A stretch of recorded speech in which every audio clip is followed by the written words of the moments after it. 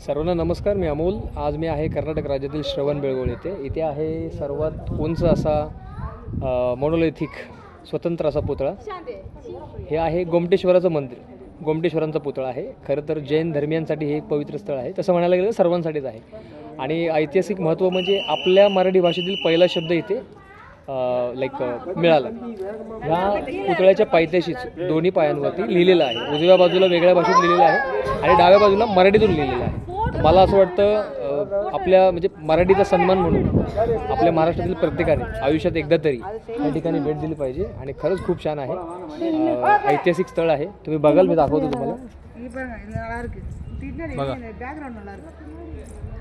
सगळ्यात छान असं खूप मस्त असं ऐतिहासिक स्थळ आहे.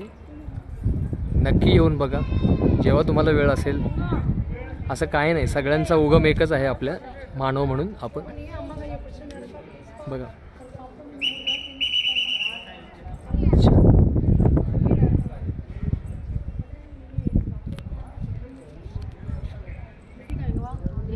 Bye bye.